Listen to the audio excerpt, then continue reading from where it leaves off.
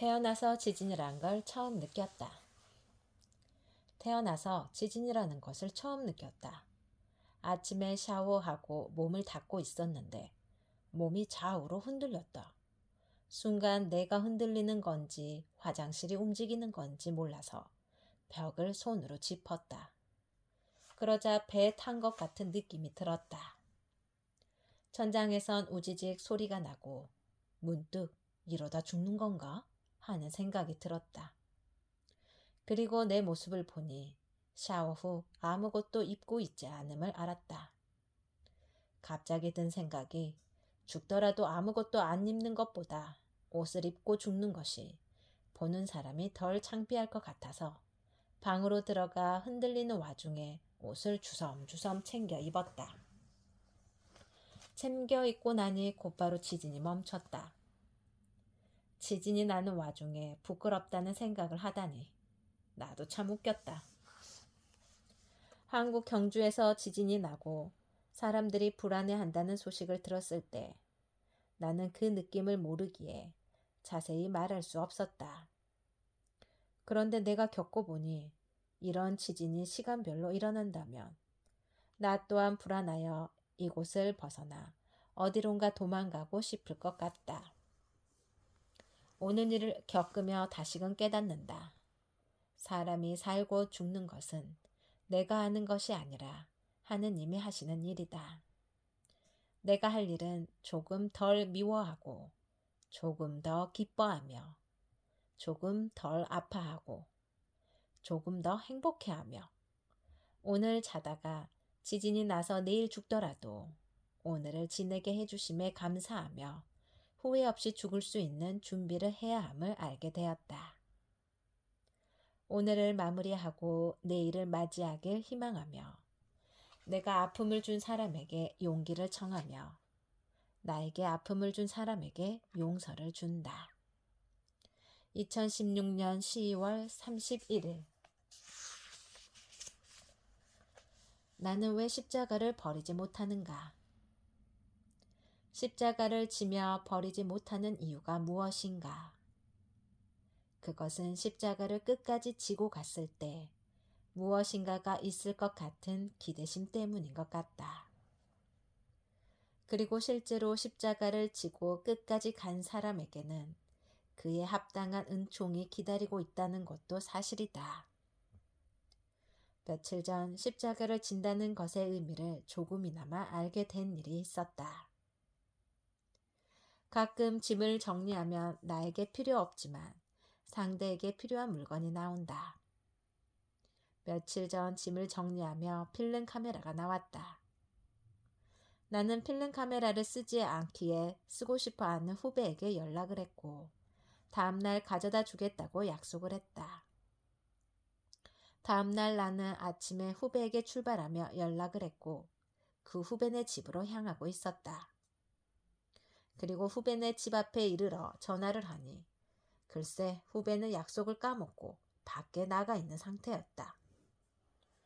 후배는 미안하다는 말을 했고 화는 났지만 로마에 살다 보면 그런 일은 비일비재하기에 근처를 걸으며 후배가 올 때까지 기다리려고 생각했다. 하지만 문제는 그때부터 시작이었다. 8kg나 되는 가방을 들고 걷다 보니 버리고 싶을 정도로 가방이 점점 무거워졌다. 가방을 메고 길을 걸으며 내가 이걸 왜 준다고 했을까? 미리 연락을 해볼걸. 가지러 오라 할걸. 왜 내가 가지고 왔을까? 하는 생각이 머릿속에 차오를 무렵 후배에게 연락이 왔고 만났다. 그는 나를 보자 미안함에 어쩔 줄 몰라 하며 죄송해요를 연발했고 카메라를 보자 성탄절 선물을 받은 아이처럼 껑충껑충 뛰며 좋아하는 모습에 가방을 지고 다니며 힘들었던 것들이 눈 녹듯이 사라졌다. 우리는 오늘도 주님께서 지워주신 혹은 내가 원해서 진 십자가를 지고 하루를 산다. 그 십자가가 때론 너무 무거워 버리고 싶기도 하고 메고 걸어가면서 엄청난 불만과 원망의 말을 쏟아내기도 한다.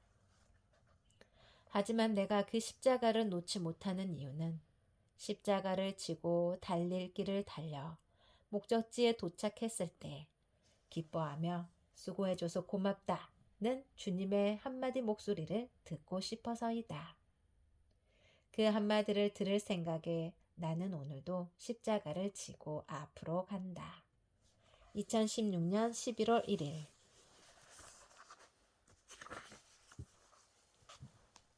매미와 죄. 지난 여름 어디를 가나 곳곳에 매미가 맴맴하고 엄청 울었다. 동창 신부 중에는 곤충을 무척이나 무서워하는 동기가 있다. 어느 날 동기와 공원 산책을 하는데 자꾸 자기 눈에 매미가 보여서 무섭다는 것이었다. 그래서 나는 어디냐고 아무리 찾아봐도 안 보이는데 그 친구는 매미가 너무 보여서 무섭다며 빨리 공원을 나가자고 했다. 집에 돌아오며 이런 생각이 들었다. 우리가 짓는 죄도 내가 죄를 알고 죄가 무서운 줄 알면 잘 보이는데 내가 지금 짓고 있는 것들이 죄인 줄 모를 때는 죄가 보이지 않는다는 것이다. 각자 혹시 죄를 짓는다면 그 죄가 양심의 눈에 보이나요? 아니면 보이는데도 안 보인다고 하고 있나요? 아니면 너무 묻어져 안 보이시나요? 2016년 11월 5일. 노부부의 사랑. 아침에 일이 있어 밖을 나서다 백발의 노부부가 손을 꼭 잡고 성당으로 가시는 모습을 보며 한국에 있었을 때 어떤 일이 떠올랐다. 성당 사제관에서 아침에 창밖을 내다보면 항상 두 쌍의 노부부가 지나간다. 그들의 공통점은 나이가 70이 조금 넘어 보이고 둘 다 남편이 풍을 맞아 거동이 불편했다. 새벽 일찍 첫 번째 노부부가 지나간다. 나는 방에 있어도 그 커플이 지나가는 걸 느낄 수 있다. 왜냐하면 부인으로 보이는 할머니는 멀찍이 앞에 서서 가면서 거동이 불편한 남편에게 계속 쏘아붙이는 말을 한다. 젊어서 나 고생시키더니 나이 먹어서까진 고생시킨다. 빨리 죽어라. 아침마다 이러는 건 너무 귀찮다. 등 듣고 있으면 귀를 씻고 싶을 정도로 거북스러운 말을 한다.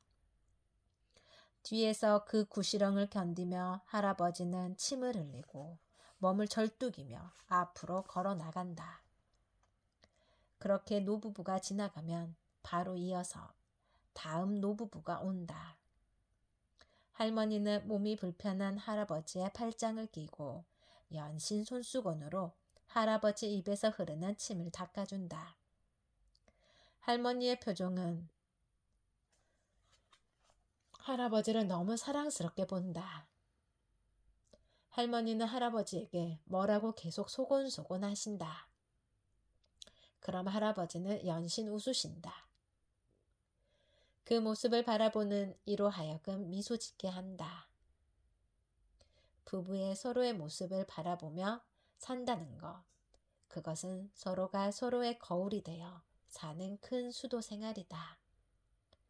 그 거울을 잘 닦는 부부는 그 모습대로 닮아 있을 것이며 그 거울을 서로의 미움과 상처로 얼룩지게 했다면 서로의 모습을 보지 못한 채 서로가 서로를 향해 날카로운 미움을 던지며 살 것 같다.